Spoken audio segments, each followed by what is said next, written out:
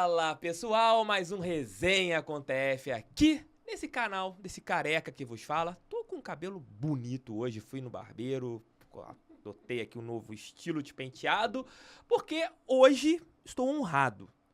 A gente tem ali algumas pessoas que a gente acompanha a carreira e você tem ali como inspiração.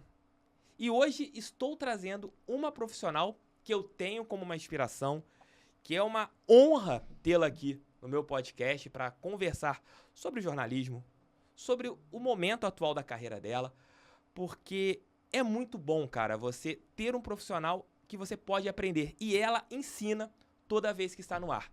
Mas antes de eu apresentar, claro que vocês sabem quem é, porque vocês estão lendo aqui quem é a convidada de hoje, mas deixem um like, inscrevam-se, ali compartilhem com seus amigos, porque essa resenha de hoje será maravilhosa.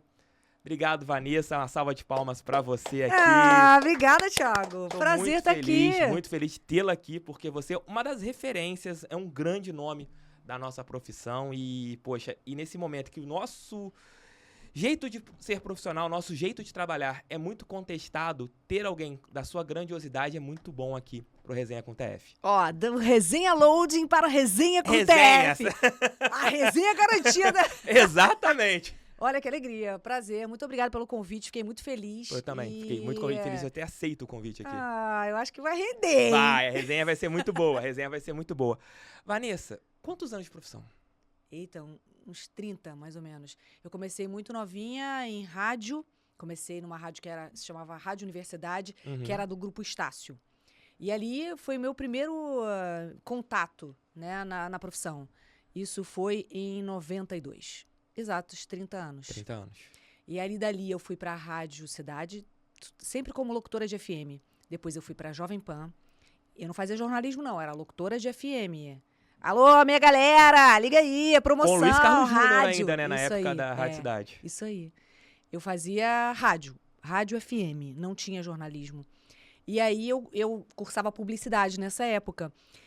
E um belo dia surgiu um estágio em jornalismo. E foi através da rádio, na Rádio Estácio lá, que chamava-se Universidade FM, que eu comecei a minha carreira.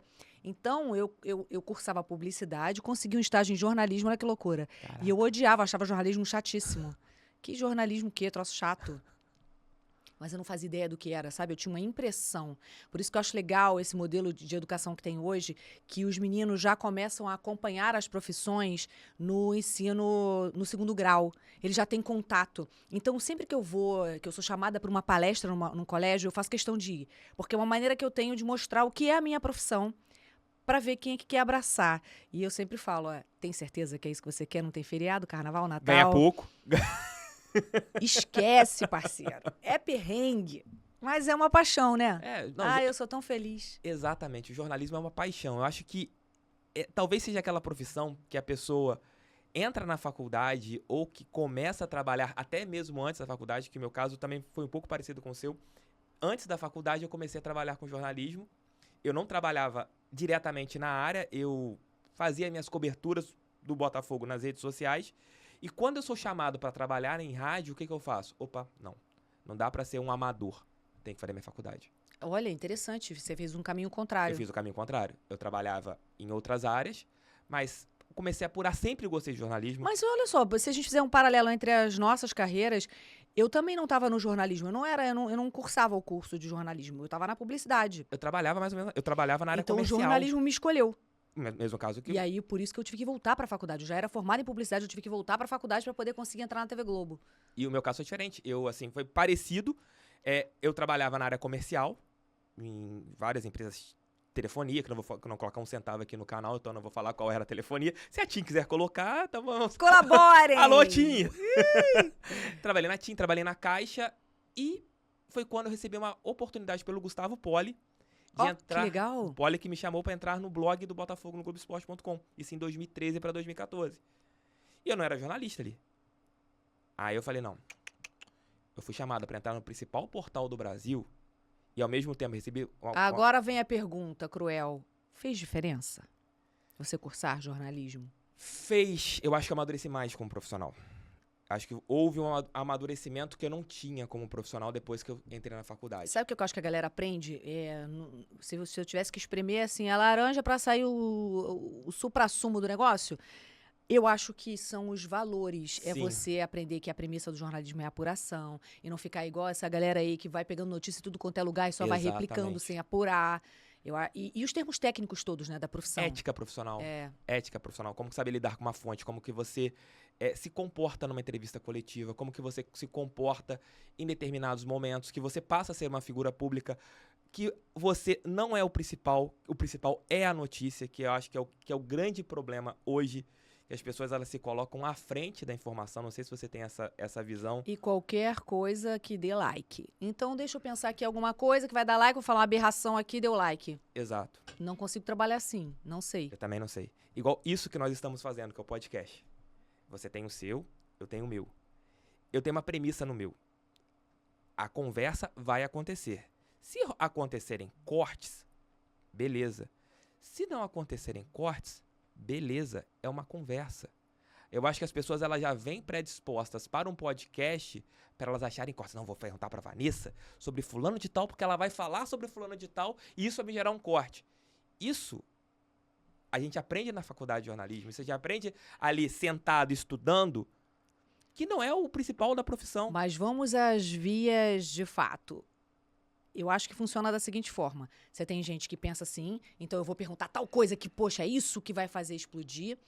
E você tem o outro lado, a pessoa que, como no podcast você tem uma liberdade para falar o que você quiser, que elas também tiram proveito disso e aí elas puxam a sardinha, que é o que eu ensino no meu treinamento, no meu media training, por exemplo, agora a gente está em período de eleição aí para os políticos, para os CEOs das empresas.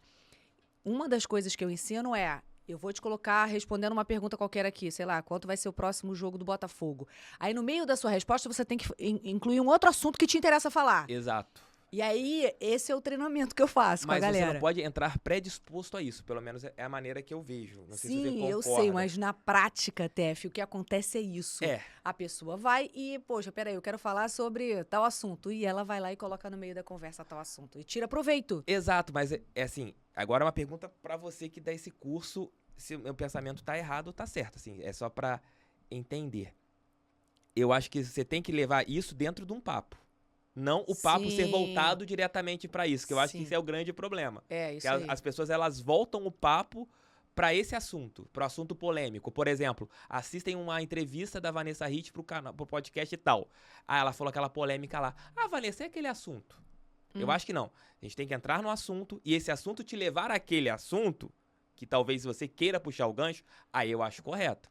Eu acho que esse é o limiar entre você, quem se formou, nada contra quem não é formado em jornalismo, não. Eu acho que tem pessoas talentosíssimas. Eu não acho que tem que ser uma exigência ser formado em jornalismo, não. Hoje eu não acho, não. Acho que eu tenho alunos muito talentosos que, em sua maioria, não são jornalistas e que, caramba, brilham, sabe? Estão nos principais players. Então, por que eu vou dizer que não serve, né? Que não pode, que não é o correto? Não acho isso. Mas acho que tem que ter essa premissa de você ter ética, de você não viver de like, porque eu acho que não tem vida longa. Tem uma hora que cansa. Ah, esse fanfarrão aí eu não quero ver, não. Vira isso, né? Ah, não, esse cara aí só fala mentira. Não, exato. Né? E outro ponto, você que trabalha hoje no Vasco, na TV do clube, você é vascaína, não esconde isso.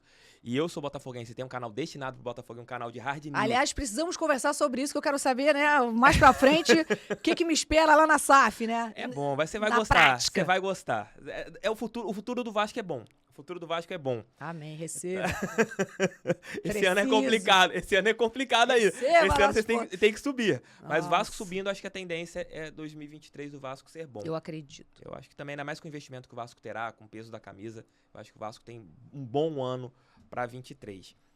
Mas o meu caso, por ser hard news, dar informação, você lida com um torcedor que é aquele também mais hardcore. Né? Aquele torcedor que é mais cobra informação. Se perder, a culpa é tua. Se ganhar, não faz diferença. E você, depois de um pós-jogo, se você elogia o técnico, você é passador de pano. Se você não critica, você é crítico exagerado. Você vive numa linha muito tênue, né? Vem cá, e o que você, que não joga bola, que não entra em campo, tem a ver com o negócio? É isso que eu questiono. Você que está assistindo a gente agora, Comentem aqui. repensa. Por que você bate na gente? A gente não entra em campo. A gente só dá opinião. Eu não sou diretora, presidente, CEO de nada. Eu apresento a TV do clube. Você é influenciador do clube. E aí, você não joga bola? A gente torce. Eu gostaria de ter o talento para ajudar, mas não tenho. Então, não adianta me bater. Não adianta, sabe, cobrar e criticar. Porque eu entendo que as pessoas nos veem como um acesso fácil Isso que eu ia à falar. direção, à presidência, enfim. A proximidade. A gente tá mais próximo ali. Só que não funciona assim. Vai rolar uma DR assim. Aí, presidente, CEO, seja quem for. Irmão, o negócio tá ruim. Não é assim. Não é. Mas eu acho que é isso mesmo Que tal se contratasse fulano? Não funciona. Eu acho que é essa proximidade que acaba tendo. Eu acho que eles enxergam na gente a pessoa isso mais mesmo. próxima ao clube. Então a gente virou para-raio. Na É isso vitória, a gente ali tá próximo e vai comemorar junto uma vitória. E quando perde, você é o principal culpado. Ah, você que é o culpado pela derrota. Você que é pessimista. Você que não sei o quê. Quando eu entrei no Vasco, eu fiz 2 exigências. Uma era ter acesso, que eu tenho acesso, eu recebo o jogador, o treinador, minutos antes deles entrarem em campo. Eu acho isso fantástico. Isso é muito bom. Porque eu tenho estádio pra jogar. Mas, enfim, tirando essa questão... Eu também tenho estádio pra jogar. Você também tem estádio pra jogar. É bom, né? Isso. É muito bom ter estádios bons, né? Estádios, Não Então, aí, o que eu tava colocando? Eu acho que quando você tem essa possibilidade de ter esse acesso, de estar ali no bastidor, que foi a exigência que eu fiz, né? De ter acesso. Que se você é a TV do clube, você tem que ter acesso à informação. Sim, claro. E não falar de política era uma outra questão. E quando eu entrei no Vasco, todo mundo, por que não sei quem é fulano de tal? Eu falei, gente, desculpa. Por acaso eu conheci o presidente do Vasco na época, o Salgado, no dia da primeira live. Eu não conhecia ele. Então, assim como eu conhecia o Roberto Dinamite, assim como eu conheci todos os outros presidentes, eu não tinha qualquer relação política. E isso é fundamental. Claro. Eu tô ali porque eu sou Vasco. Exato. Ponto. Aconteceu algo parecido comigo na eleição presidencial do Botafogo. Bem antes da SAF, que foi o do Césio contra o Valmer Machado. Eu não me posicionava politicamente no meu canal. Tá certíssimo. Não me posicionava. Eu dava informações. É isso aí. É a mesma coisa que hoje, né? A gente tem essa polarização política no Brasil. Que é assustadora. É assustadora. Você não pode falar porque você tá ferrado do lado. Sabe como é que eu tô agora, nesse período de eleição? Assim, ó, cara, me escondendo, tipo assim. Eu não falo nada. Não fale comigo, porque agora mesmo tava no grupo da família aqui, tendo uma DR aqui. Negócio de... Eu falei, gente, o grupo da família não é pra discutir política. E outra, vai acrescentar em quê? Tá, eu corro de discussão política. Assim, eu nunca me posicionei politicamente porque, por conta dos contratos, né, a TV Globo sempre exigiu isso.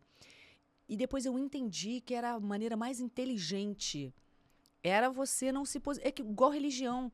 Eu vou te convencer a mudar de religião. Eu vou discutir com você porque você é de religião A, eu sou da B. Tipo, oi. Quem é Lula, quem é Bolsonaro, não adianta. Você vai contra-argumentar de uma maneira pra cá e não vai adiantar. Você vai contra-argumentar de uma maneira pra cá, também não vai adiantar. E sabe o que vai acontecer? Você vai acabar tendo um problema com quem gosta de você desse lado e quem gosta de você desse lado.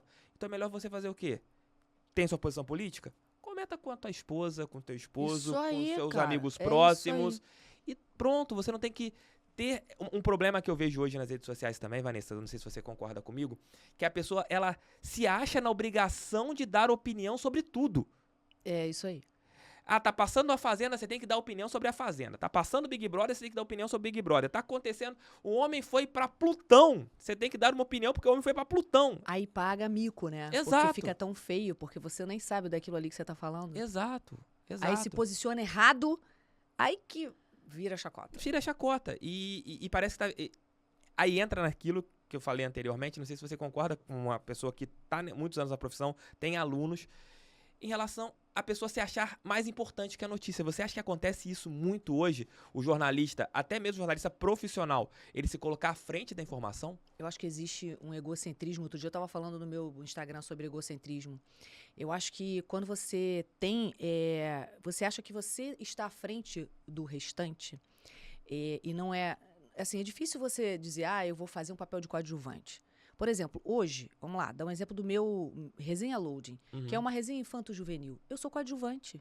Eu faço questão de ser coadjuvante, porque ali é uma resenha infanto-juvenil. Eu só sirvo ali de escada para ouvir os crias da base falarem, para as crianças fazerem perguntas inteligentes pro profissional que vem, né, o jogador, o ex-jogador, ou pro jogador fazer pergunta para as crianças.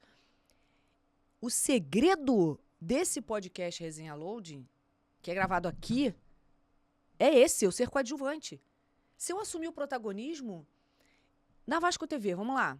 Na Vasco TV, eu não posso ser protagonista, eu não jogo bola. Eu tenho que deixar, eu deixo a bola quicando ali e vejo o que o treinador vai falar, o que o jogador vai falar, o que o meu comentarista vai falar. Cara, eu tenho ali ao meu lado caras que foram campeões com o Vasco em vários campeonatos. Eu não posso se colocar à frente achar deles. que eu sou mais importante que eles. E foi assim a minha vida inteira. No Sport TV News, eu sou uma portadora da notícia. Ok, eu acho que hoje a gente tem algo diferente com a chegada do YouTube, que é você dar opinião. Você traz as notícias do seu clube e você tem o direito de dar a sua opinião. Não gostei da maneira como o fulano jogou, eu acho que o procedimento foi errado, a contratação sei lá de quem. Beleza, eu acho que hoje você tem algo tão nichado que a pessoa quer saber qual é a sua opinião, qual é a minha opinião. Mas aí isso esbarra no nosso papel de jornalista. Se você é um comentarista, ok, eu estou esperando que você dê a sua opinião. Mas se é o meu caso, eu não sou comentarista.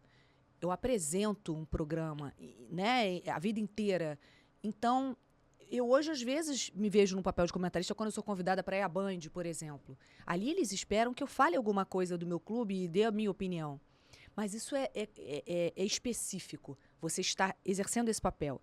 Mas quando você está à frente de uma TV de um clube, como é o meu caso, eu não estou ali para dar opinião. Claro. Eu preciso que eu falo que eu arranco a alma das pessoas, eu quero arrancar a informação. Então, às vezes eu faço umas perguntas assim, com aquela cara de boazinha, para ver se eu arranco a informação, para ver se eu sinto como é que está o clima naquele momento, naquela situação. Mas existe um limite ali. Eu não posso brilhar mais do que os jogadores que são realmente quem é o time que entra em campo e que faz o negócio acontecer. Te irrita quando você vê aquelas perguntas gigantescas na coletiva? Vamos lá. Então, tocou num assunto maravilhoso. Quando eu saí da Globo News e fui para o esporte, eu passei 2 anos acompanhando as equipes de esporte da TV Globo. Então, eu ficava lá com Galvão Bueno, na época tinha o Seu Nonô, o Reit, Kleber Machado, Luiz Carlos, todos eles. Eu passei 2 anos acompanhando. E, para mim, era esquisitíssimo, porque eu vinha da Globo News. E eu olhava... E naquelas entrevistas coletivas o cara falava assim, se você tivesse colocado o Zezinho no lugar do Antônio e avançado o Manuel, teria não sei o que lá. Você não acha? Bom, então você não está fazendo uma pergunta, você está dando a sua opinião e vendo se o treinador concorda com você. E eu vi umas situações, Renato Gaúcho, que é craque em fazer isso, não concordo. O cara fez aquela análise de 3 minutos e no final, não concordo. Próxima pergunta... É isso que o jornalista quer ouvir. Ele aproveita aquele momento ali, infelizmente é assim, para crescer, para mostrar. É o ego. Olha como eu sei mais. Mas em alguns momentos, nessa postagem, eu falo que em alguns momentos da minha vida, eu tenho um egocentrismo de achar que eu vou resolver tudo, que eu vou fazer tudo sozinha. E eu não consigo, não dá. Então, assim, o egocentrismo, ele passa por várias nuances aí. É você achar que você sabe mais do que os outros. Eu tenho um dom de aceitar as críticas, de ouvir, de tentar melhorar com as críticas que eu recebo. Isso eu gosto. Mas eu tenho um egocentrismo nesse outro sentido, de achar que eu vou resolver tudo, que eu vou conseguir, que vai dar certo e que eu não preciso de ajuda. Eu tenho dificuldade de pedir ajuda. Não sei, ao invés de egocentrismo, não seria confiança no seu taco? Sim, mas eu acho que é querer abraçar o mundo não sozinha. Como egocentrismo, acho que é mais que você confia em si. Eu acho que é diferente. Eu confio, mas tem horas que você precisa de ajuda. Não dá. Não dá. Por exemplo, eu na Vasco TV, o Vasco permanecendo na Série B, como foi ano passado, que eu acho que é pior do que você cair, é bem pior. Sim. Graças a Deus eu não sei o que é isso. Eu passei o ano inteiro dizendo que a gente ia subir. O ano passado todo. De repente, no final do ano, eu percebi que ou eu ia me abraçar com aquela torcida ali, ou para onde eu ia? Aí eu não tô falando de sair do Vasco, não. Tô dizendo de... como eu vou seguir daqui pra frente? Sim. Se eu estou à frente da TV do clube. Se você é a cara da TV do clube ali, né? Entende? Então eu me abracei e me encontrei ali, por isso que eu tenho essa coisa, esse hábito de ir na torcida. Eu gosto de ir lá no meio da galera. Eu assisto o jogo lá. Sabe onde normalmente eu assisto? Eu passo na arquibancada, falo com a galera, e depois eu paro do lado do seu Sidney, que é o motorista do Vasco. É o piloto do ônibus do Vasco. Eu paro e assisto do lado dele, todo jogo. Já tem um ponto de encontro ali. Que é pra você sentir o clima também. Porque também assim, se você ficar andando no estádio, você não assiste o jogo. Porque toda hora alguém vem falar, eu acho maravilhoso, eu acho o máximo. Quando eu entrei, as pessoas falavam que eu era a melhor contratação da temporada. E eu achava maravilhoso, porque eu falei, cara, a galera Nenê ou gosta. Vanessa Hit? Mas é que o Vasco não tava num bom momento. Aí era chato falar isso, mas era isso que acontecia. Eu amo a minha torcida, acho maravilhosa, mas eu entendi que ali, naquele momento difícil que a gente estava vivendo, quando a gente permaneceu na Série B no final do ano passado, eu me abracei e chorei com aquela torcida. É isso. É o amor que a gente tem pelo clube. E eu acho que esse é o grande ponto, né? Que a gente não precisa esconder o amor que a gente tem pelo Botafogo. Quando o Botafogo perde, eu fico pé da vida numa live. Você fica revoltado quando falam que botafoguense tem um negócio do chororô? Você fica pé da vida? Fico. Porque toda a torcida reclama. E isso foi uma coisa, um ponto colocado pela própria Globo. Eu tenho um respeito muito grande pela Globo, mas quando aconteceu em 2008, aquele caso do chororô ali, que o Botafogo foi prejudicado pelo Flamengo. É igual o cheirinho com o Flamengo, né? É um negócio que fica ali remoendo aquilo. Fica remoendo. Porque eu nunca tinha visto o que aconteceu. Houve um negócio de chororô, os jogadores foram lá para a coletiva, isso é uma coisa que é um debate até mesmo acadêmico para saber se eles poderiam ou não ir para lá da maneira que eles foram, né? Chorando em relação... Mas vem cá, mas ninguém ali é super-homem não, é todo mundo humano. Exato, tem torcedores do Botafogo que julgam aquilo, eu não julgo porque realmente são pessoas, sentimentos. E o que aconteceu no dia seguinte no Globo Esporte? Perdão, no jogo seguinte que o Flamengo teve, colocaram o E Ninguém Cala Esse Chororô ali com legenda. E essa música passou a ser cantada em todos os jogos. E o torcedor do Botafogo, a partir daquele momento, perdeu o direito, isso até hoje, de reclamar da arbitragem. O torcedor do Botafogo, quando tem que reclamar da arbitragem, fica com receio. Pô, vou reclamar, vou falar que você está chorando. Não, reclama. É uma coisa que eu bato muito. Se o Botafogo foi prejudicado, reclame. Não pense o que os outros vão dizer. Alguns torcedores ainda ficam com esse receio deles serem apontados como a torcida do choro, que a torcida Mas só você não reclama. acha que a torcida... aí eu tô falando torcedor, o ser torcedor, Aham. né? O torcedor, ele tem umas particularidades que eu acho bizarras. Lembra quando caiu o avião da Chapecoense? Foi tão difícil ali. Sim. Eu tive que falar no ar os nomes de vários amigos com quem eu tinha trabalhado. Morreu um grande amigo meu, Vitorino Sherman. Foi bem difícil. Depois teve um jogo comemorativo ali, de homenagem. Comemorativo não, de homenagem. E aí eu lembro que meu filho entrou com o uniforme da Chapecoense. Abraçou o filho Newton Santos? Abraçou Brasil o filho... Colômbia. Isso, abraçou o filho do treinador, que tinha morrido também no acidente. Enfim, foi bem difícil aquele momento ali. E tinha gente na torcida, não sei qual foi o jogo, já não lembro, que falava, seu treinador morreu, não sei o que lá. O Denner, Meu Deus, gente. O Denner, no jogo seguinte que ele faleceu, eu lembro disso. a torcida do Flamengo cantando o Denner já morreu, falta o Valdir. Isso, assim, claro, anos 90... Não é engraçado. Não é engraçado. Não é. Não é engraçado. Não é. Não é. Isso não existe graça você falar da morte de alguém, você ser preconceituoso. Eu não sei se foi no avião da Chapecoense ou se foi quando o Fernandão morreu, mas eu lembro A torcida do Grêmio também cantou a musiquinha. Então foi isso aí, foi quando o Fernandão. A torcida do Grêmio cantou música em relação ao Fernandão, que caiu de helicóptero, né, pouco antes da Copa do Mundo. Sobre a Chapecoense, né, você estava, à época, no Sport TV, como que foi jornalisticamente essa situação? E você colocou o nome do Vitorino, além de outros vários companheiros que você teve. Você estava no Sport TV ou estava na... Sport TV. Sport TV ainda. Uhum.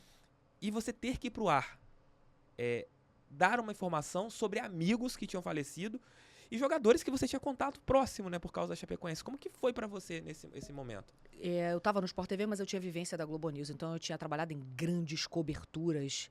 Eu já tinha passado por muita coisa, então eu tinha a vivência de fazer coberturas ao vivo, de ficar 3 horas no ar fazendo o sequestro do ônibus 174, a queda das Torres Gêmeas. Eu já tinha feito muita coisa, então eu tinha essa vivência de grandes tragédias, tá? Uhum. Então pensa que eu tinha essa cabeça de grandes tragédias e eu já estava habituada a fazer aquilo. Só que quando eu cheguei, 5 horas da manhã na TV, o Fernando Saraiva estava no ar. E a situação era a seguinte, a notícia era, a Lívia Laranjeira, que é a nossa repórter, está lá, parece que houve um acidente. Não sei se um pouso forçado, era a informação que a gente tinha. porque já tem alguns sobreviventes chegando no... Eu falei, se tem os sobreviventes, é um pouso forçado, tá tudo certo. A gente vai conseguir... Um susto, né? Foi um acidente, um pouso forçado, foi o que eu pensei. Porque se um avião cai, não existem sobreviventes. Então, na minha cabeça, foi um pouso forçado e é uma questão de tempo. Só que aí, ele me mostrou a lista. Olha, chegou a lista. Quando eu olhei, eu conhecia todos os jornalistas, além dos jogadores, mas os jornalistas eu tinha trabalhado pessoalmente com eles. E se não tinha, se eram de outras emissoras, eu tinha tido contato na rua. Aí eu falei, não, vai dar tudo certo, a gente vai... Só que aí, em um determinado momento, a Lívia vira e diz o seguinte, as buscas foram suspensas. E eu, no ar, falei assim, eu acho isso precoce. Isso com a experiência de Globo News, né? Peraí, não tem nem 48 horas, nem 24 horas. Ao vivo no Sport TV. Ao vivo no Sport TV. Tava eu e Fernando Saraiva ao vivo. Só que eles enchiam tela com as imagens dos feridos chegando do hospital. As imagens de agência que tinham lá, que iam chegando. E a Lívia entrava ao vivo. Quando a Lívia entrou ao vivo e trouxe essa informação que as buscas foram suspensas, eu falei, olha, eu acho isso muito precoce. Porque, claro, no meu entendimento, analisa. Se tem sobrevivente, não explodiu o avião, não caiu no mar, sei lá, na serra, onde fosse. Ele foi um pouso forçado e tem um sobrevivente. Então, vão aparecer todos. Vamos ter lá uns feridos. Foi isso que eu pensei. Quando a Lívia fala que suspenderam, aí eu falei, olha, eu acho que é precoce essa decisão dos bombeiros. Isso é um absurdo, não tem nem 24 horas do acidente e tal, papapá. Só que, na verdade, eles já sabiam que estavam todos mortos. E foi muito difícil ter que falar o nome desses amigos no ar. E eu lembro que eu estava do lado do Saraiva, estava a tela cheia, assim, então as pessoas não viam a gente. E quando ele chegou no nome do Vitorino, ele olhou, meu amigo, e não ia sair. E eu apertei o braço dele assim e falei, cara, a gente tem que ir até o final. E até em homenagem a esses nossos amigos. Então, é muito louco isso que eu vou falar, tá? Mas é como se você vestisse ali... Sabe quando morre alguém seu muito próximo que a sua ficha demora a cair? Foi isso que aconteceu. Você vira meio que de gelo, né? Você vai tomando as providências. O que tem que fazer? O enterro, não sei o quê, marca o velório, avisa as pessoas. Foi mais ou menos isso que a gente fez ali. A gente cuidou dos nossos queridos amigos que tinham ido embora precocemente. Quando terminou, que eu cheguei na redação, tinha... a gente chama de sala de... Eles chamam de sala de guerra, que no caso ali não era uma guerra, mas é a maneira que a gente tem desde a época da Globo News de trabalhar. É uma sala de urgência, que você tem... Aí ficam todos os diretores ali, com o sinal de todos os sinais que estão descendo e tal. E tinha tinha muita gente, assim. E eu só entendi o que tinha acontecido quando o meu diretor olhou pra mim e me abraçou. Tipo assim, caraca, vocês conseguiram chegar até o final dessa cobertura. E depois o Rafael Renzel, que era um dos sobreviventes, esteve com a gente lá. Eu falei, Rafael, o que você sentiu ali? Ele falou, Vanessa, eu olhei pro lado, tinha uma pessoa morta, pro outro, o outro morto, o outro sem perna, o outro... Eu achei aquilo muito esquisito, porque eu acordei e como assim só eu tô vivo aqui, né? Porque ele olhava o entorno dele, imagina isso. É uma guerra mesmo, é como se você tivesse sobrevivente numa guerra. Uma bomba caiu numa cidade, alguma coisa isso assim. Isso aí. E esse homem vem a falecer... De infarto, jogando bola. Jogando bola. Isso é muito surreal. E assim, os depoimentos horríveis das crianças. Por exemplo, a esposa do Vitorino, a menina, a secretária dela, chega em casa e fala assim, ô, dona Luciana, a senhora viu que o voo do seu Vitorino... Foi aí que ela foi ligar a televisão. E as crianças falavam para as mães, mamãe, vamos na floresta encontrar o papai. Que elas sonharam. Não, o avião caiu na floresta. Caiu no mato. Elas devem ter sonhado alguma coisa, então, talvez. Então, vamos lá procurar. Entende? Não, é muito triste. Assim, eu lembro que nesse dia que fizeram esse jogo, em homenagem às vítimas, lá no Engenhão, eu entrei no elevador com o filho do Vitorino e eu olhei pra ele muito assim, cabisbaixo e tal. Eu falei, a tia era muito, muito amiga do seu pai. E nós trabalhamos juntos, seu pai é um cara incrível. Nada do que eu falasse ali, TF, ia ter qualquer reação daquela criança, sabe? Foi muito difícil. Não, imagino. E você falou do Rafael Renzel, é uma coisa que fica sempre na minha cabeça, estou sempre comentando isso, conversando com a minha esposa. ele sobreviveu a um desastre aéreo. É algo assim, igual você falou, cai avião, todo mundo morre. Ele é o maior exemplo de que cada um tem a sua hora, independente da sua religião. Exatamente. Cada um tem a sua hora. Como um cara sobrevive a um acidente de avião e morre jogando bola? Exato. E nunca teve problema cardíaco, pelo que foi falado pela esposa dele. Como o Michael Schumacher sofre um acidente e não é no esporte dele, que é um esporte extremamente perigoso. E tava devagar, teoricamente, comparado, e cai e bate numa pedra. E tá até hoje onde que ele está. É assim, a vida é um... Quando as pessoas falam que a vida é um sopro, é realmente um sopro. E a gente tem alguns casos que mostram isso. E essa cobertura da Chape, eu acho que, entrando novamente naquele nosso papo inicial, nós tivemos várias aulas de jornalismo. O Guido, lá no velório, com a mãe do goleiro, da mãe do Danilo, foi algo fantástico. Aquilo ali é uma sensibilidade. Aquela imagem, ela marcou bastante marcante. aquela cobertura. É marcante. Depois a gente premiou ela no final do ano no campeonato na CBF. E aí eu tive a oportunidade de abraçá-la também. Gente, que difícil. Nossa. Que ela entendeu os dois lados. Né? Ela estava sofrendo e vocês também estavam. Porque eram vários amigos. Gente, é muito difícil. Eu já vivenciei situações na Globo News que caiu um avião, não sei se da TAM, eu acho, na época. Em São Paulo? Eu trabalhava na Globo News e a Maria Beltrão, eu acho que foi aquele. A Maria Beltrão tinha um parente dela que estava no avião. Então, ela estava no ar, a gente tinha que fazer uma substituição sem avisar para ela, porque ela não podia ler a lista das pessoas, das vítimas no ar, porque tinha um parente dela na época. Nossa. Gente, assim, como eu vou falar isso pra você? É que nem a vivência que eu tive na cobertura do ônibus 174. Isso que eu ia te perguntar. Foi um sequestro em que eu vivenciei o sequestro. O cara atirou na minha direção, eu me escondi atrás da árvore. Então, assim, eu vivenciei. Eu lembro que o Bonner falou pra mim na época, Vanessa, eu tô aqui no ar-condicionado, vendo pela televisão. Você não, o bandido tá apontando a arma pra você. Então, o jornalismo, ele me ensinou a criar uma casca para você conseguir até continuar. pra vida pessoal? Sim, para você continuar. Para você continuar, senão você não continua. Imagina o marido da Geisa Firmo Gonçalves, que foi uma das vítimas desse sequestro do ônibus 174, que o Sandro do Nascimento fica com a arma na boca dela o tempo inteiro. Esse cara, ele estava assistindo a mulher dele com a arma na boca, na geradora, no caminhão que fazia a transmissão pra gente ali no Jardim Botânico. O que esse homem sentiu? Como é que você... A Dalia, você vê como é que era... A gente cria também recursos. Eu queria tanto que acabasse tudo bem ali, que eu só ficava assim, pô, isso aqui é um filme. No final vai ter um final feliz. Então vambora, polícia. Entra logo, tira esse bandido daí, encerra isso aí, salva essas vítimas. Só que não acontecia isso.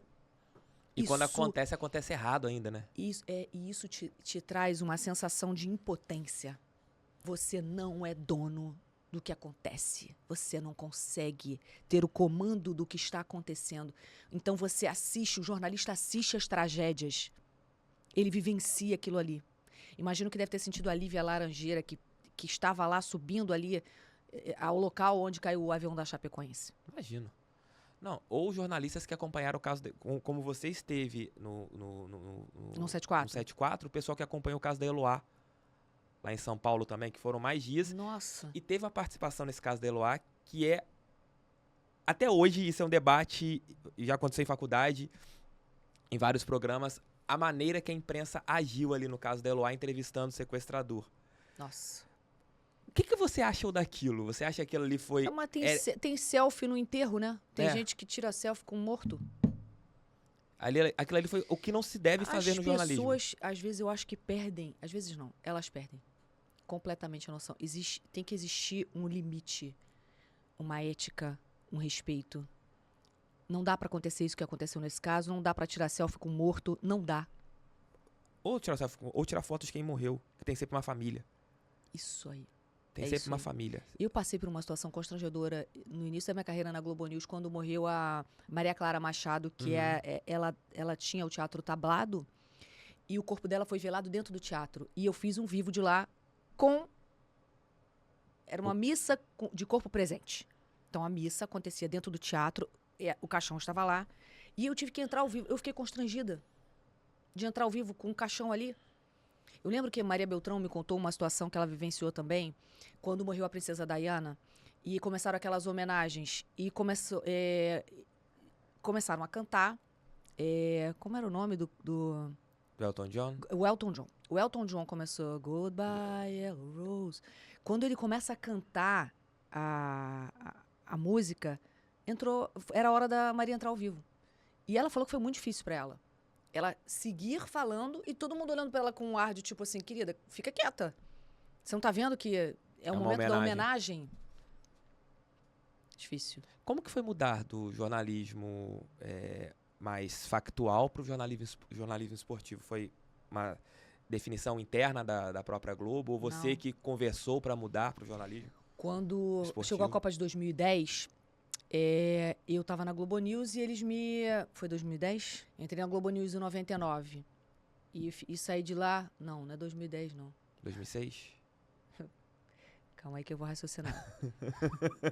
Muita Copa, gente. Eu entrei no Sport TV em 2004. Eu entrei no Sport TV em 2004. Então foi a Copa... Em Pequim. Jogos Olímpicos de Atenas? Não, foi Copa. Copa do América. Mundo. Copa do Mundo. Qual 2006 foi a Copa do Mundo? na Alemanha. 2006 Não. Alemanha, 2010 Não. África do Sul, 2014 Brasil. Não, 2010 eu já tava no Sport 2002 TV. foi 2002. Japão e Coreia. Pô, edita isso aí.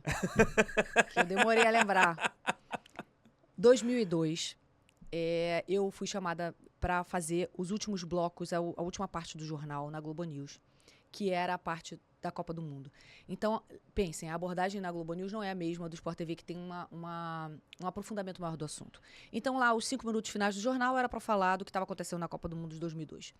Meus comentaristas da Maravilha e o Zagallo. Então, pô, eu me apaixonei ali. Dá uma figura, né? Eu me apaixonei. E eu me vi tão à vontade ali que eu falei, é isso que eu tenho que fazer. E essa pegada do esporte me lembrava muito o meu início de carreira no rádio. Aí eu falei, é isso, cara, é isso aí que eu quero. Aí eu pedi, eu fui tão bem, foi tão perfeito aquilo ali pra mim, eu me enquadrei tão bem no esporte, que eu falei com a Alice Maria, eu falei, Alice, eu queria que você me colocasse no esporte. Me transfere pro esporte. Aí ela falou, eu tenho uma contraproposta. Você vai treinar pra ser a primeira mulher narradora. Aí eu falei, quê? Tá maluca? Aí ela, a vaga não existe, vai pra casa pensar. Aí no caminho eu liguei pra ela e falei, eu aceito, porque se eu não aceitar, realmente eu tô morta. E aí eu passei 2 anos acompanhando as equipes de esporte da Globo e fui pro Sport TV, e lá eu narrei Olimpíada, Pan-Americano, mas ainda existia um preconceito interno muito grande de chegar a uma Copa do Mundo. Por isso que eu me sinto tão grata e Deus escreve a nossa vida com tanta preciosidade, que fui eu que treinei a Renata Isso que eu ia te Silveira. perguntar. Foi na Copa do Mundo de 2018 que eu coloquei pela primeira vez na história da televisão brasileira mulheres narrando uma Copa do Mundo. Fui eu que treinei. 300 mulheres se inscreveram. Eu treinei essas mulheres. E te dá orgulho ver a Renata? Hoje. A Renata, a Isabelle, a Manu, todas elas. Todas elas. E a Renata vai ser a primeira narradora na Globo, Maravilhoso. aberta na Maravilhoso. Copa do Mundo. Nossa, e eu liguei pro Galvão, eu falei, Galvão, tá chegando aí a Renata, ela é uma narradora, recebe ela, por favor, como você me recebeu. Porque ele me recebeu muito bem. Quando eu aceitei a proposta da Alice, ela falou, procure o Galvão. E eu lembro que eu procurei ele estava no estacionamento, assim, chegando no trabalho. Eu falei, oi, tudo bem? Eu sou Vanessa, sou da Globo News, sou repórter, sou apresentadora. E a Alice tem esse projeto. O que você acha? Queria a sua opinião. E ali ele foi muito brilhante na análise dele. Ele me apresentou quais eram os esportes que eu deveria começar para eu ir devagarzinho, chegando para as pessoas, sabe? Ele falou, alguns esportes combinam com a voz feminina, vai nesses aqui. E foi o que eu fiz. O Galvão é muito gente boa. Muito gente boa. Eu tenho um sonho. Eu recebi uma vez, eu sou muito amigo do PC Vasconcelos, fiz uma amizade muito boa com o PC. E o PC pediu pro Galvão gravar esse vídeo pra mim. Cara, eu quase chorei quando recebi o vídeo do Galvão Bueno falando meu nome. Meu sonho profissional é entrevistar o Galvão. Eu acho que assim, vai ser a realização profissional que eu tenho. Eu já entrevistei vários profissionais, você é uma que eu sempre tive vontade de conversar. Semana que vem, outro que eu tenho muita vontade de conversar, que também é o Marcos Uchoa. Então, acho que um dos grandes pontos do jornalismo é esse, de você conversar com pessoas que você sempre gostou. E o Galvão é um cara que eu sempre ouvi muitas pessoas falando bem dele. E a imagem que algumas pessoas têm é que o Galvão, é antipático. Ih, Galvão é antipático. Você acha que essa visão que alguns alguns telespectadores têm, é por ele ter essa super exposição, por estar há mais de 40 anos sendo a voz do esporte brasileiro? Teve uma Copa do Mundo, não vou me lembrar qual, mas que só a Globo transmitiu 2002. era só a voz dele. 2002. Imagina o peso. Você quer assistir a Copa do Mundo? É com a voz do Galvão. Então imagina isso. E, assim, eu tenho uma convivência muito próxima e tive a oportunidade de trabalhar com ele, convivo com a família dele. Então, assim, eu tenho uma outra visão. E tem várias histórias de bastidores que eu já contei algumas. Eu acho que existe o seguinte. Primeiro, para estar onde ele está e vivenciar tudo que ele vivenciou a carreira dele, ele tem que ter personalidade. Se ele não tiver, ele estaria ali mais um na multidão. Então, eu acho ele brilhante no que ele faz. Ninguém nem está próximo do que ele faz. Ninguém passa a emoção que ele não passa. Ele é foda. Ah, mas fulano, a voz é ótima, não erra nenhum jogador, tem uma narração maneira. Não tem a emoção. Não tem. Não existe. Você pode não gostar dele. Respeito. Mas ninguém passa a emoção que ele passa. Aí eu vou te dar vários exemplos. Então, eu acho que tem essa questão. Acho que ele existe uma super exposição, existe uma expectativa que se cria ali. E eu acho que ele também ele tem que ter uma postura para ele se impor, para ele sobreviver dentro desse ambiente tão competitivo que existe. Isso é uma coisa. Ele tem um lado humano. Ele tem uma simplicidade. Nossa, eu vivenciei várias situações com ele. Ninguém me contou, não. Eu vivi. Então, assim, ele tem... O que ele fez pra você, por exemplo, assim, que você Vamos acha lá, que é uma história primeira coisa, ele me recebeu super bem quando eu Sim. falei que eu ia ser narradora. Ele me deu o caminho das pedras. Ele falou, você tem que começar por esses e esses esportes aqui que combinam com a voz feminina, porque se você quiser enfrentar os leões agora, não vai dar certo, você vai cair do cavalo, e cairia mesmo, por isso você vê. Isso foi 2002. São quase... E em 2022 é que a Renata vai entrar narrando. E mesmo assim, se você vai nas redes sociais, tem muita gente que por preconceito ainda tem ali uma restrição à Renata. E se a gente voltar um pouquinho antes, em 2018 só que a gente conseguiu, que o Edu Zebini teve a ideia brilhante de colocar as mulheres para narrarem uma Copa do Mundo na Fox. Olha quanto tempo se passou. Então, assim, ele mandou muito bem, ele me encaminhou. E aí eu vivenciei situações de todo tipo que você possa imaginar.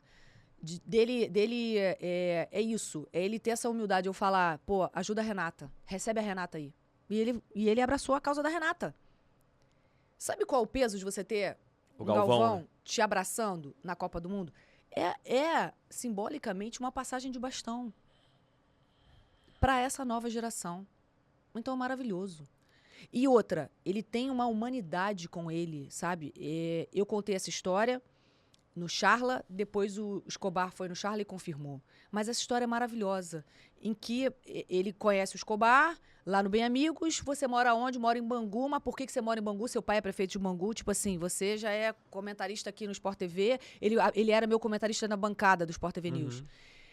E por que você mora em Bangu? Cara, minha família é humilde, eu moro no terreno da casa dos meus pais. Cara, na semana seguinte, o Luiz Fernando Lima, que era o nosso diretor, chamou e falou, olha, eu vou te dar um aumento, mas você tem que sair de Bangu. Quem cavou esse aumento? Galvão. Pô, Você já foi no jantar do Galvão depois? claro! Como que é esse jantar do Galvão? A pessoa sai trêbada lá do... 5 da manhã. É isso aí. É isso. E o Galvão se o Galvão te pegar, você sai Eu- às 8, né? eu Ali, acho- abraçado com ele, né? Eu acho que o jantar do Galvão, ele é o seguinte, vai quem tá no programa e vão chegando outros amigos. Então é excelente networking que você faz ali no Sim. jantar. E você vai encontrar um lado muito humano ali que não... Ai, gente, é difícil. Às vezes eu falo, as pessoas falam, até parece. Sabe, o meu filho tava jogando como goleiro. E aí os meninos gritavam, sai que é sua, Lorenzo. E aí eu pedi ao Tafarel gravou um depoimento pro Lorenzo e o Galvão narrou. Sai que é sua, Lorenzo. Nossa senhora, isso é demais. Não, igual esse Não vou gravar coisa de depoimento nenhum pro filho da Vanessa. Não, ele gravou. Quando os meus filhos nasceram, ele pediu pro PC, Vasconcelos, me ligar e perguntar a Vanessa o nome dos filhos, antes de entrar no ar no Sport TV News. E ele falou, Vanessa Rios está de volta, mãe do Luca do Lorenzo. Isso humaniza. Mostra quem é a pessoa, né? Outra história que eu contei também, que era o Júlio César, era goleiro do Flamengo, e o Galvão tava morando fora, e aí o Renatinho Ribeiro, que hoje é diretor da Globo, tava passando a escalação, o Galvão falou, mas quem é o goleiro? Ah, o Júlio César. Mas quem é o Júlio César? É o marido da Suzana, ele tem um filhinho que nasceu agora, não sei o que, papapá. Quando ele entra no ar, parece que ele foi na maternidade. Júlio César, bela defesa, agora o filhinho do Júlio César com a mamãe, não sei o que, tal. Ele é um vendedor de emoções, como ele se autodefine. Maravilhoso. E essa situação, né, que eu falei que ele pega um pra Cristo sempre lá no... Todo mundo fala, né, que se ele te pegar pra Cristo no jantar, você vai sair às 9 da manhã, você tem que sair às 9 Foi da... o que aconteceu com o Escobar nesse dia. O jantar, ele vai realmente até 4, 5, 6 da manhã. Vai. Não tem essa. E foi engraçado que teve uma... Esse ano eu encontrei com ele, a gente joga golfe, né? Uhum. E aí eu tava ensinando os meus filhos e tal, então tava aquela criançada, e ele vinha chegando assim, e aí e o Cadu, né, o neto dele, joga bola com os meus meninos. E aí, nesse dia, eu falei, vamos humanizar. Aí ele chegou, abraçou as crianças, todo mundo cumprimentou, eu falei, quem é esse? Aí os meus filhos, o vô do Cadu. Eu falei, tem que humanizar, né, Galvão? Isso é muito bom, né? Isso é muito bom. Quem que você acha que vai ser o substituto natural dele na Globo? Kleber, Luiz, Vilani, quem que você acha? Não dá pra dizer que ninguém tem um substituto, mas eu acho que essa pessoa, ela vai nos surpreender, porque ela vai ter que passar muita emoção, ela vai ter que trabalhar muito. Isso é uma coisa que eu ensino no meu curso. Como você constrói a emoção de um gol não é fácil. É isso que eu te falei. E aí, isso é um exercício. Quando ele pede pro PC me ligar e perguntar o nome dos meus filhos, e ele faz questão de falar no ar, olha aí, tá de volta a mamãe do Luke do Lorenzo. Ele tá humanizando. Quando ele pega as informações do Júlio César, que tinha acabado de ter o filho dele com a Suzana, e ele fala isso, ele humaniza. Isso não se ensina. Eu até tento, tá? Mas isso vem lá da alma da pessoa. É a mesma coisa do carisma, né? Carisma, ou você nasce tem, ou com você ele, não ou tem. esquece. Eu acho até que essa construção da emoção dá pra aprender. Mas é muito seu, assim. E aí não tem a ver da pessoa estudar mais ou menos. Não é isso. É o seu sentimento. É o que você tá sentindo ali. Pensa, toda vez que sai um gol, vamos pensar num gol de campeonato. Se fizer o gol, saia o título. Vamos pensar nisso. Como você constrói? Você constrói trazendo novamente a história. Essa é a conquista da superação de uma equipe que lutou muito. Aí você vem construindo. Não é gol, é campeão. Isso não traz emoção. Você tem que contar uma história com emoção. Que é a grande dificuldade, né, que você tem. vai rememorar na cabeça do torcedor tudo que ele sofreu para ele chegar até ali. É isso que traz a emoção. É aquilo que vai te fazer chorar. É você pensar quem é o filho daquele jogador. Né? Que vai estar em casa torcendo pelo pai. É um conjunto de coisas. Não é simples. Não é uma construção simples. E lógico, ele tem muito tempo de carreira, só que eu acho que é dele isso. Não vejo ninguém nem perto. Ah, mas fulano não é um jogador, ele fala super bem, uma voz maravilhosa. Manuel Galvão. É o maior de todos os tempos da TV brasileira em relação à narração. Quem quiser esse lugar, e muitos querem, vai ter que trabalhar muito. Muito. Mas não é estudando só, não. É trazendo sentimento. É sentimento, é personalidade, é carisma. É um conjunto de coisas. Eu tenho vários exemplos aqui que eu poderia dar de narradores que são fantásticos. Não erram um jogador. Tem uma precisão. A voz é limpa, bonita. A fonoaudióloga agradece. Mas não tem passa emoção. E o Galvão tem um detalhe que eu acho, pelo menos comigo. Eu fecho o olho, lembro de qualquer momento marcante esportivamente, é a voz do Galvão. E sabe o que eu acho o máximo? Os atletas pedem. Pô, Galvão, queria muito que você narrasse esse meu lance, esse meu gol, principalmente os que são de outros esportes. Sim, que não tem. Essa vitória no vôlei, por exemplo. Eu fiz um trabalho na faculdade que foi em relação ao Guga. O Guga talvez seja o único grande atleta brasileiro, talvez o maior tenista junto com a Marister Bueno de todos os tempos do Brasil, que ele não tem uma conquista na voz do Galvão. E a maior tristeza do Galvão, ele já deixou isso claro, dele não ter conseguido narrar um título do Guga.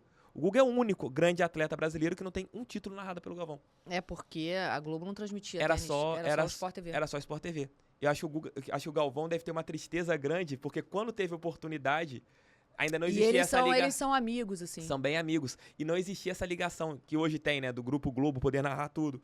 Que foi em 2000, quando o Guga foi campeão da Master Cup, que o Galvão poderia ter narrado pelo Sport TV se tivesse essa ligação que tem hoje. Ele era a grande hora do Galvão Bueno. Eu acho que essa é a grande frustração dele, né? De não ter podido narrar o Guga ganhando alguma Nossa, coisa. se eu fosse atleta, eu ia querer muito que Também. ele trouxesse essa emoção. Eu lembro do olhar do meu filho, quando eu coloquei o Tafarel falando pra ele e o Galvão narrando. Sai que é sua, Lorenzo. Isso é pra vida toda. Eu me emocionei. Falei, genial isso. Isso é pra vida toda. Vanessa, em relação a essa parte de emoção do jornalismo, você contou já um momento que foi complicado, alguns momentos, no caso, a Chapecoense, o ônibus, a situação do ônibus. E aquele momento que você se orgulha, aquela matéria que você fala assim, caraca, essa matéria aqui foi perfeita. Eu fiz isso aqui, fui pra casa, olha, satisfeita do que eu coloquei ali no ar, né? Tanto ou ao vivo ou uma matéria gravada, qual matéria que você mais se orgulha em ter feito? Ah, é difícil falar que eu me orgulho de fazer o sequestro do ônibus 174, mas foi. Eu acho que eu usei o meu sentimento do trabalho que eu tinha feito em rádio, porque o que eu via era uma câmera, a imagem que as pessoas viam em casa era uma câmera parada, que era a câmera do Globo Cidade com um ônibus assim, enquadrado, e mais nada, e as câmeras da Sete Rio. E então eu descrevia, o que eu fiz ali foi rádio, eu descrevia o que estava acontecendo no entorno. Eu só pensei assim, onde está minha família, ninguém está vendo isso, está todo mundo trabalhando, ninguém vai saber. Eu não tinha ideia da dimensão daquilo. E foi muito bom não ter a ideia da dimensão. É o que a Fátima Bernardes sempre falou quando ela apresentava o JN, ela dizia, se eu pensar que só tá minha mãe assistindo, é muito mais fácil do que eu raciocinar que tem milhões de pessoas assistindo. E é isso. Acho que quando você se concentra naquilo ali, você faz com o fundo do seu coração, do seu sentimento, e você fica mais focado, atento. Eu tenho uma característica que é baixa como se fosse um santo, tá? Uhum. É como se baixasse uma paz, uma tranquilidade em mim e eu entro no ar como se nada tivesse acontecendo no entorno. Todas as vezes que eu tive que fazer participações, por exemplo, a passagem que fazia do Bem Amigos para o Sport TV News, era sempre uma surpresa. E é muito bom. Aí eu volto ao Galvão. Ele exige de você, porque você não sabe o que vai acontecer. Ele pode pedir você cantar, para dançar, para... Não é isso, uma surpresa. mas... ele sempre... para você trabalhar com ele, ele te exige. Então você tem que estar no mesmo nível ou muito próximo para que funcione, né? Então eu acho que nas primeiras vezes que eu entrei ao vivo ali com ele, escorri uma gotinha assim nas minhas costas e eu plena, olhando assim, plena. O nervosismo. Mas eu plena, ninguém percebia. Então eu acho que eu tenho isso comigo. Aí é uma característica e é algo que eu não consigo ensinar. É isso. Como que você faz? E muita gente me procura porque, puxa, eu tenho dificuldade, eu fico nervoso, eu tenho que falar com a minha equipe, ou eu sou CEO de uma empresa, eu fico nervoso. É você pensar que ali você não está sendo julgado, você está fazendo o seu trabalho. Eu comparo com um cara que vai bater o pênalti. Se ele pensar que o mundo está nas costas dele, ele não vai acertar. Ele tem que pensar, treinei, faço essa parada todo dia, eu vou acertar essa parada. Neymar na final dos Jogos Olímpicos aqui no Rio. É isso, cara. É isso aí. É isso. Eu conversei com o Neymar agora, tem um mês, e falei com ele e com o pai dele, eu falei, cara, para de prestar atenção no que o povo fala demais, todo mundo tem uma crítica pra fazer contra você. Foca! Essa é a tua Copa. E aí eu fiquei, né, aquelas coisas que a gente vai pescando e tal, nas conversas e tal. Ele fez uma promessa para ganhar a Copa e assim, ele sabe que ele não pode encerrar a carreira dele sem uma Copa do Mundo ou sem uma bola de ouro. Que é pra marcar a história, né? Essa Copa, Você acha que ele tá focado, ele vai trazer esse hexa. Você conhece bem o Neymar, você entrevistou várias vezes. Você acha que às vezes ele se expõe... Eu sou fã do Neymar, eu acho um gênio. Mas você acha que às vezes ele se expõe de uma maneira desnecessária? Por exemplo, sem entrar no mérito de quem ele apoia politicamente ou não, cada um tem o direito de apoiar quem quiser.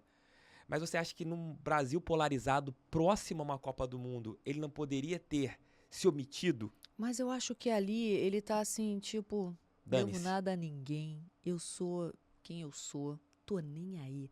Às vezes é difícil, eu conversei isso muito com o pai dele, tá? Eu falei assim, eu acho que o senhor foi muito esperto de cercar o seu filho dos amigos dele, porque isso dá um suporte emocional pra ele. Porque isso não é com 20 anos, é desde novinho, Sim. quando ele sai do Brasil.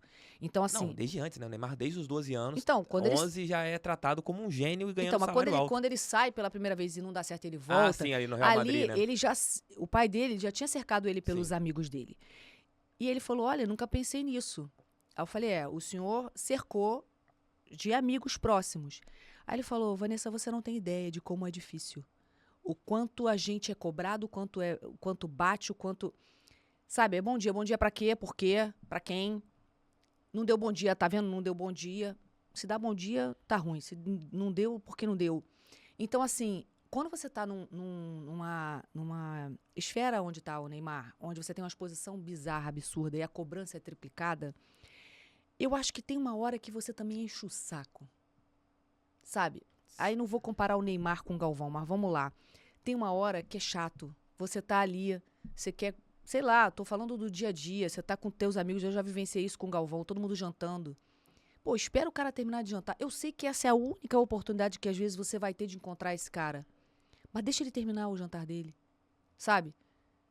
Eu sei porque eu senti isso quando eu conheci o Cristiano. Eu falei, cara, em 5 segundos eu pensei, eu preciso de uma selfie, eu preciso ligar pros meus filhos, fazer um FaceTime, eu preciso de um vídeo, uma Você camisa, pensa, a vida passa toda um autógrafo, por favor, alguém. Porque você fala, quando eu vou encontrar o Cristiano de novo? É a mesma coisa que as pessoas pensam, quando eu vou encontrar o Neymar de novo. E é engraçado porque a galera que bate é a galera que vai fazer a selfie. É mesmo, é a mesma galera. É o hater, que às vezes te xinga nas redes sociais, mas quando te Não aparece um pra te bater, cara. Ele vai pedir pra tirar uma foto, vai pedir pra falar que é teu fã. E posso te falar, algumas situações que eu vivenciei, no final das contas, e eu sempre respondo todo mundo, no final das contas o cara fala assim, pô, posso tirar uma foto contigo? Ah, até que enfim você me deu atenção. Então o cara tá batendo, é carência isso. Sim. Ele quer que você responda. Oi, o TF me respondeu aí. Tô feliz. Oi? Pô, depois que você bateu, esculachou o cara. Tô feliz. Mas ele quer, sabe o falem mal, mas falem de mim? Ele quer que você o xingue, que aí você respondeu, ou você... Eu faço assim, às vezes a pessoa tá gritando lá, como acontece muito, eu vou lá e falo assim, muito obrigada pelo seu comentário, sua consideração, recebo.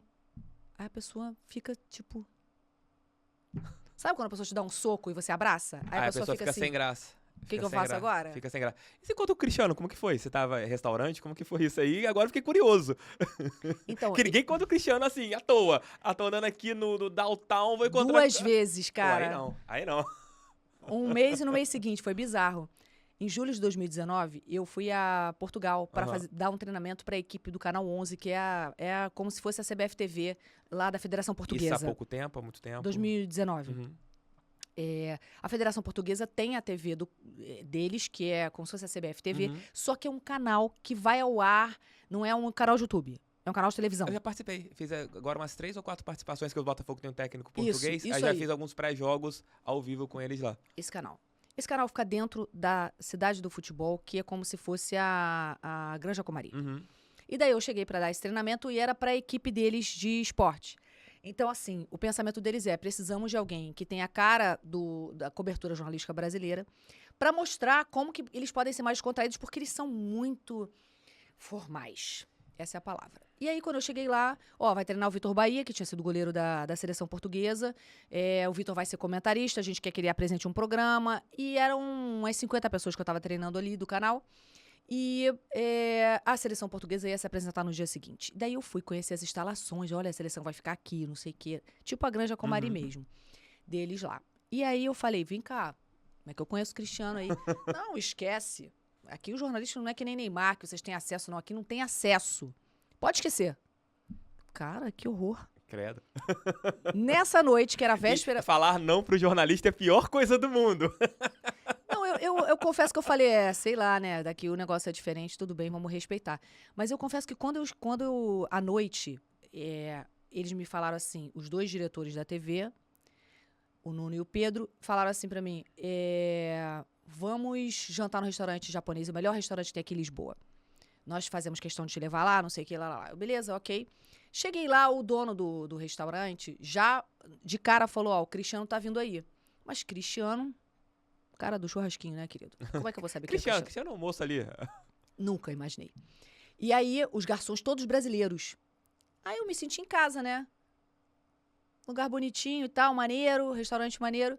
Cara, ele veio na nossa mesa, tipo, pegadinha, câmera escondida, smile. Ou você foi pensou assim. que fosse o Cristiano Ronaldo da galera? Não, né? Eu fiquei assim, ó. Meu Deus, o Cristiano Ronaldo, ele tá aqui na minha mesa. O que, que eu faço agora? Eu vou pedir uma selfie. Eu quero fazer um FaceTime com os meus filhos não vão acreditar. Caraca, Cristiano Ronaldo, meu Deus! Quero gritar. Eu fiquei assim. Aí ele veio, bateu assim no ombro do Vitor. Vitor, essa é a Vanessa. E eu assim, eu tava ali como alguém que ia treiná-los, uma pessoa respeitável, entendeu? Eu assim, Você eu queria quero... manter o nível ali, não? Eu falei, irmão, quero nem saber, sei lá quando é que eu vou encontrar esse cara de novo.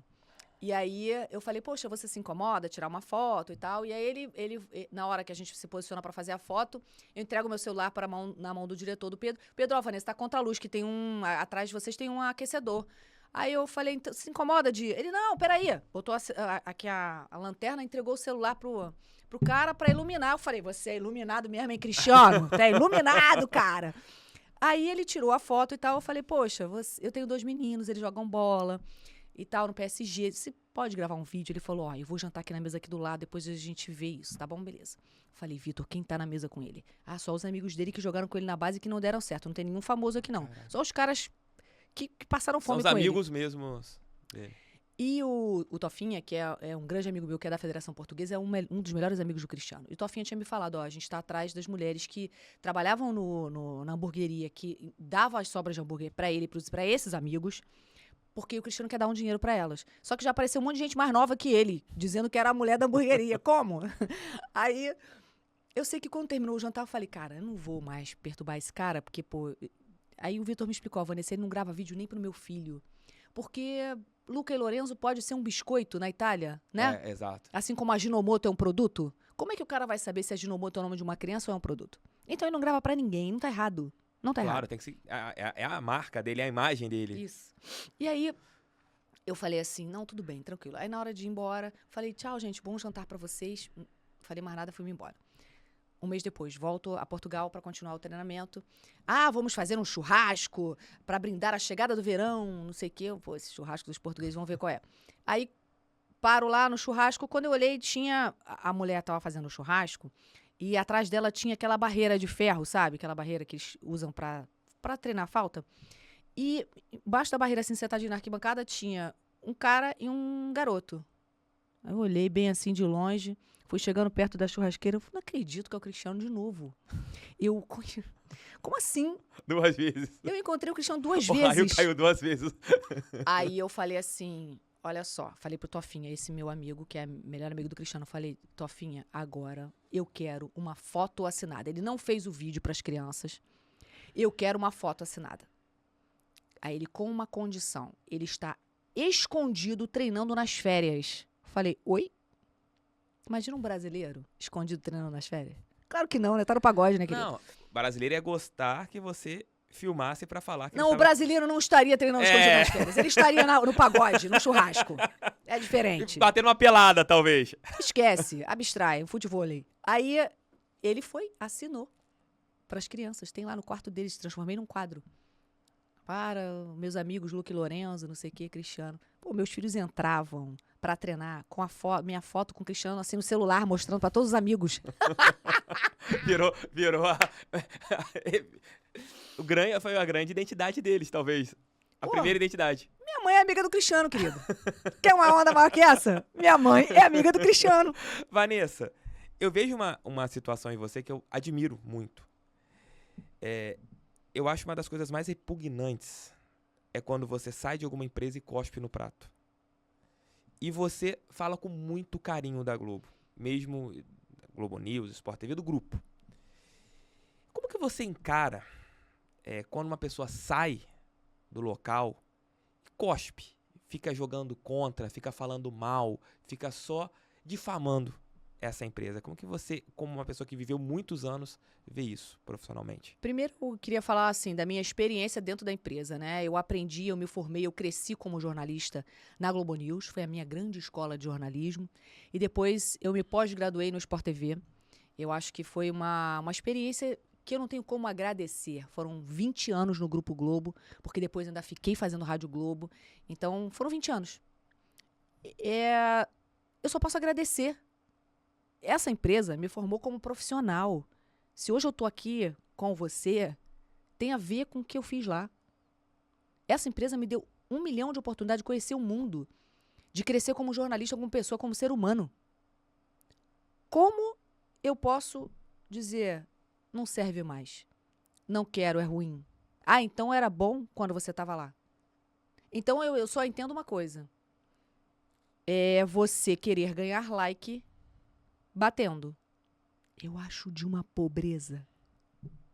Você que faz isso é pobre de espírito, é pobre de conteúdo. E você que dá o like nisso é pior ainda. Que acha que a Globo não presta, você pode ter várias críticas, né? A gente já fez crítica, pode ter crítica várias linhas, mas não criticar o local. Eu não estou discutindo a sua opinião sobre a empresa, não é sobre as organizações, o que ela faz, como ela faz, não estou discutindo. Eu não é discussão política aqui, que eu acho que é o que está no momento, o assunto do momento. Não é isso. A tua pergunta foi, como você vê a pessoa que trabalhou lá anos e vive de bater? Sim. Eu acho vergonhoso. Eu vou comparar com os influenciadores do Vasco que batem no Vasco e batem na porta da Vasco TV querendo trabalhar lá. Boa sorte. Não vão conseguir. A sua passagem na Fox, também enorme, é uma empresa enorme pelo mundo. E você vai como um dos grandes nomes que chega nessa reestruturação. Infelizmente a Fox termina. Foi um baque para vocês ali esse final da Fox? A gente foi sendo preparado. Eu acho que nosso diretor, o Edu Zebini, ele foi preparando a gente em todos os sentidos. Por exemplo, ele sabia que o marco de mudança era no final do ano, então ele pegou todos os contratos que, vamos supor, sei lá, o seu contrato, vamos supor que acabasse no ano seguinte. Uhum. Aí ele pegou o seu contrato, vai até julho. Ele ia lá, estendia o seu contrato, ele fez isso com o meu contrato. Estendia o seu contrato até o final daquele ano, que era o ano que ia fazer a mudança, que a Fox, que a Disney entraria. Sim. Então, ele teve esse cuidado de estender os contratos de absolutamente todos os funcionários para aquela marca exata do final do ano, quando fazia a transição. Eu achei genial isso. E eu tive a oportunidade de conversar com o Maluf e com toda a diretoria, com o João, com todos eles. E nós chegamos à conclusão de que existia uma brecha para não trabalhar com exclusividade. Porque trabalhar na Disney significaria mudar para São Paulo. Eu teria que mudar toda a minha vida. E eu teria que abrir mão de todos os outros trabalhos que eu já fazia, inclusive o Vasco. E aí chegamos a um meio termo que seria trabalhar por projeto. Então a gente encontrou uma brecha, que era trabalhar por projeto. E foi engraçado isso, nesse momento, porque eu avisei para eles, eu falei, vocês não querem, antes de anunciar que eu vou continuar fazendo o Narra Quem Sabe, que aí eu fui fazer a segunda edição do Narra Quem Sabe, vocês não querem explicar, soltar uma nota dizendo que eu estou aqui trabalhando para a Disney só para o Narra Quem Sabe? Não precisa. Eu falei, vocês não conhecem a torcida do Vasco, vai dar ruim. E aí, cara, foi muito engraçado, porque a notícia era, Vanessa é contratada pela Disney, né? Essa foi a primeira notícia. Aí começou um monte de gente. Você vai deixar o Vasco, né? Também o Vasco tá na Série B? É isso, agora você vai chutar, que não sei o que lá, que o cachorro tá morto, e lá. Eu falei, então, não, eu vou continuar. Aí as pessoas ficaram com aquela cara assim, perplexa. Ih? Como assim? Aí eu falei, eu sou tão Vasco que eu tô à frente da TV do clube e vou ficar mais um ano na Série B. E você deixou de ir pra São Paulo trabalhar no grupo Disney para continuar à frente da Vasco TV. Tem esse detalhe. É isso aí. Ninguém pensou nisso. Aí, o que aconteceu? Quando eu respondi as primeiras pessoas que me perguntaram no Twitter, e eu falei, não, eu vou ficar no Vasco, aí a notícia era, Disney contrata Vanessa Rich sem exclusividade para que ela continue na Vasco TV. Caraca! Loucura. Aí, na mesma hora que ele corre, pô, como é que sai uma notícia dessa? Eu falei... Aí a galera da Disney, né? Eu falei pra vocês. Vocês não pensaram na torcida do Vasco. Que amigo No meio do caminho tinha a torcida do Vasco. E aí você vê como é que existe uma polarização. Ao mesmo tempo tinha o cara que dizia, agora você vai chutar o Vasco, que o Vasco tá na Série B mais um ano, então você não vai querer ficar, como se eu não tivesse ficado um ano inteiro. Eu entrei na Vasco TV na Série B. Tem que ser muito Vasco. É isso que a pessoa não entende. Não, e a pessoa não sabe que a Vasco TV não paga nem próximo, nem do que você recebe na televisão, né? Eu costumo carinho. dizer que eu empresto meu talento. Exato. Você não... E recebo, e sou remunerada por isso. É isso que eu falo. Eu empresto meu talento pra Vasco TV e sou remunerada por isso. E sou amarradona, feliz da vida, de ter essa possibilidade de dizer aqui é Vasco. Que eu nunca pude falar minha vida inteira. Mas você vê, olha a polarização. Ao mesmo tempo, você tem um cara que tá batendo, dizendo, tá vendo, você tá indo pra Disney e vai deixar o Vasco. E tem um outro cara que tá aplaudindo, dizendo, nossa, ela vai pra Disney, mas conseguiu fugir da exclusividade pra continuar na Vasco TV. Vê como é que o torcedor, a cabeça do torcedor... Amo essa torcida gigante, mas vocês são muito doidos. Primeira vez que você falou que era Vasco, isso foi na Globo? Eric Johnson falou no ar, tá na área. Aí te entregou. Porque assim, eu acho que o torcedor não tem inteligência emocional pra saber o time das pessoas que trabalham com esporte. Se você trabalha com esporte, óbvio que você tem um time de coração. Claro. Qualquer um. Senão o cara é maluco. Tá ali fazendo o quê? Não tem um time de coração? Não existe. Eu torço pro 15 de Piracicaba. Nem quem mora em Piracicaba torce pelo 15 de Piracicaba. É isso. Então, eu acho que, assim, as pessoas não têm essa inteligência emocional. E aí o Eric Johnson falou no ar um dia, não tá na área, mas eu nunca fui setorista, né? Eu nunca fui repórter de campo, nada disso. Então, eu não tava no dia a dia. E aí ele conta no ar. Quando ele falou no ar, não tá na área, eu falei, dane-se, agora ele falou, foi. Agora eu vou assumir. E aí os meus filhos já eram nascidos, então eles já tinham... a gente já frequentava o estádio, aí eu levei eles deviam ter uns 2, 3 anos, aí eu levei eles de camisa do Vasco, eu com a camisa do Vasco pela primeira vez. Aí tem uma foto super bonita que viralizou, eu e os meus filhos, assim, os 3 com camisa do Vasco. Aí o Vasco percebeu, a gente tem uma torcedora que é jornalista, assim como tem a Fátima, assim como tem a Thaís Araújo, tantas outras mulheres, né? Mas quando eu saio da Globo e vou pra ESPN, não, aí já era na ESPN. Quando eu saio da Fox, termina a Fox e entra a ESPN e veio a pandemia, eles começaram a me chamar pra fazer os eventos, assim, show da pandemia, aniversário do Vasco. Só que era pandemia. E aí, na sequência, veio a decisão da TV Globo que não ia mais fazer o Campeonato Carioca. E aí os clubes passaram a fazer a transmissão. Uhum. Aí eles pescaram que eles tinham uma jornalista vascaína. Com um grande disponível, porque tinha que ter essa... Porque a ESPN me deixava... Eu podia fazer as duas coisas. Eu podia estar no Vasco e no Grupo Disney. Isso era muito bom. Maravilhoso. Assim começou a sua relação com a Vasco TV. E, Vanessa, surge um novo momento do Vasco. Você entra ali na Vasco TV com o Vasco num momento terrível, 2 anos consecutivos na Série B, e chega a SAF. A 777 vem para mudar o clube. Qual que está sendo a sua expectativa neste novo Vasco? Você acha que aquele Vasco que você acompanhou ali no final dos anos 90, início dos anos 2000, com vários títulos, isso pode voltar? Eu olho muito para o Botafogo nesse momento. Quando a SAF chega, eu fico olhando pro Botafogo. O que tá acontecendo lá? Tô vendo que o torcedor tá achando que só porque o dinheiro entrou vai ganhar, não é assim. Aí eu lembro que o Textor falou sobre só vamos contratar se tiver bem na tabela. Teve uma coisa assim, uma declaração dele. Não ele foi até uma live que a gente fez com ele. Ele disse que se o Botafogo tivesse lá em cima na tabela, começou bem o Campeonato Brasileiro, tava ali na parte de cima. A gente questionou, se o Botafogo continuar assim, o que você vai fazer? Vai brigar pelo título brasileiro? Ele falou, não, se chegar a janela de transferência, a gente estiver ali na parte de cima, a gente vai em busca de jogadores que eles podem realmente fazer uma diferença. Mas vamos contratar bons jogadores porque o nosso objetivo no ano é ficar na Série A do Campeonato Brasileiro.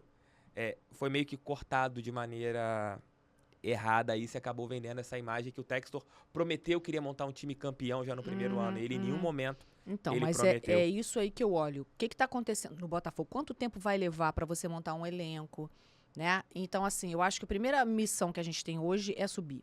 Primeira coisa. Eu não queria estar como eu estou hoje no final do campeonato com a calculadora na mão, olhando os outros resultados e vendo quem tá no meu cangote tentando entrar no G4. Tá difícil. Não é um momento fácil. Então, acho que a gente tem que fazer a nossa parte, que é subir. Aí começa a clarear. Eu já tô vendo as mudanças internas acontecendo. A gente tem uma perspectiva, existe uma luz.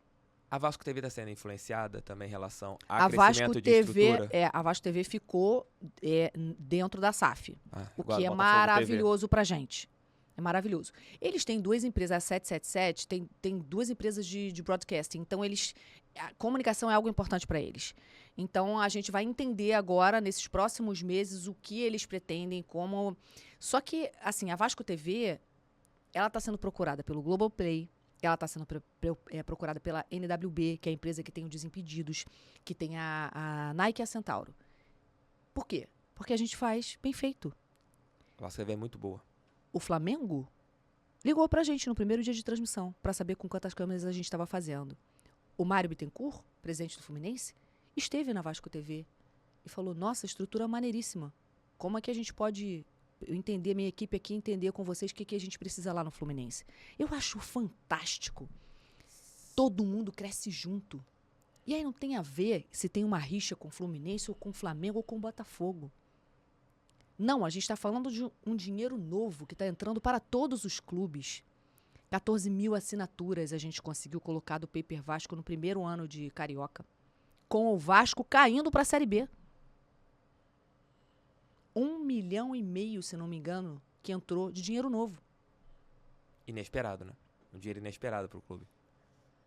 Então, as TVs dos clubes hoje são uma fonte de renda. Uma fonte de renda fantástica. E você tem a fonte, né? Você está dentro do clube. Não, e o YouTube é uma plataforma grátis. Você não paga para usar a plataforma. Você não está tendo que fazer nada demais. É só você saber investir. E eu acho que indo para o lado agora, voltando para o lado do jornalismo, lá no começo, a gente estava conversando aqui, eu acho que os clubes demoraram a entender que as TVs dos clubes... Mas custa caro, né? Não é barato. Mas acho que nem de uma maneira... simplória os clubes faziam isso há 5 anos. Eles mostravam treino, tinha lá umas sonoras de sobe som, uma coisa, um treino, uma coisa muito simples, às vezes uma transmissão. Sabe que eu acho que despertou isso nos clubes? Isso é uma opinião. Foram os canais que foram sendo criados. Por exemplo, o meu no Botafogo. Sim, o teu, por exemplo, o teu canal, ele concorre com a TV do clube. Eu acho que com a diferença, você pode dar opinião. Sim. E o clube viu que, opa, tem um canal ali do Thiago que tá dando audiência fazendo isso. O clube também pode fazer vídeo todo dia, por que não? Porque era assim, era um vídeo hoje, um vídeo quarto, um vídeo sexta no Botafogo.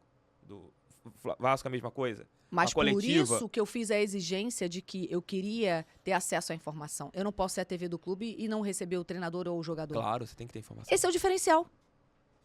Você tem que ter informação.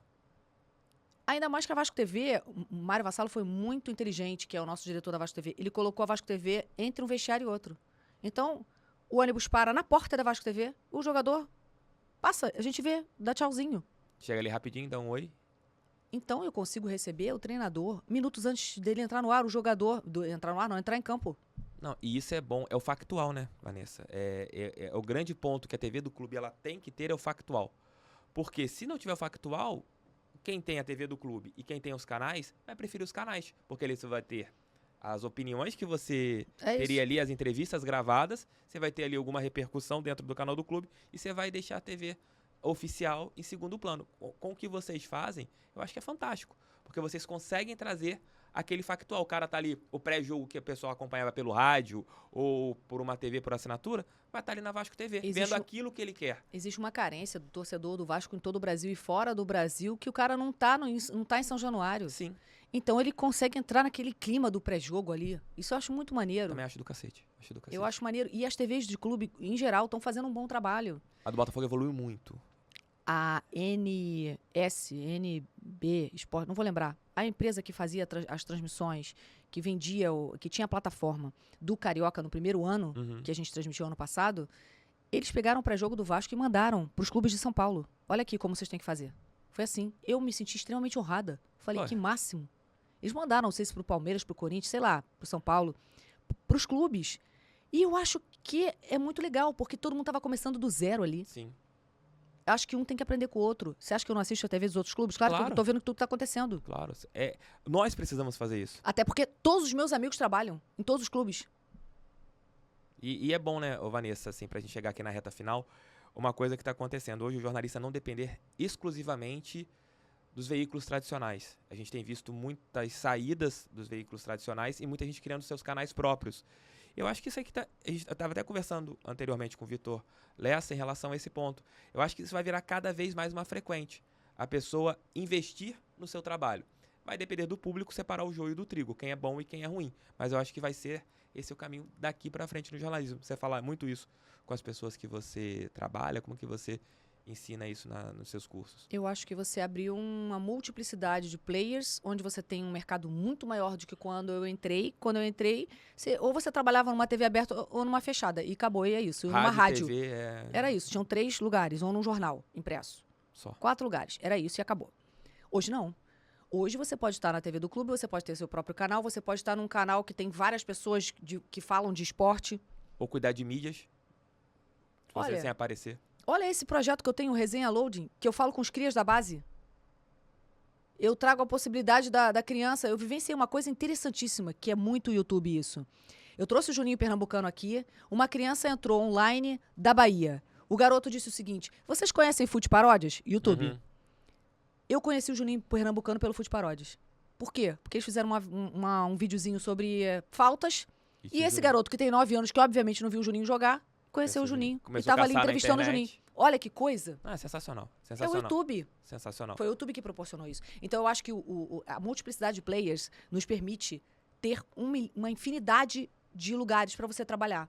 Você pode ser narradora da rádio web, você pode ser narrador da TV do seu clube. Agora, existe uma questão que eu coloco para os meus alunos. Se você quer bancar qual é o seu clube, eu quero postar a foto no Instagram, minha foto com a camisa do meu clube. Entenda que você vai trabalhar pro teu clube. Mas apareceu... já aconteceu. Vanessa, tem uma narradora tricolor? Tenho, mas ela é vascaína ou ela é botafoguense. Não pode. Você tem que ter cuidado. Você tem que assumir as responsabilidades.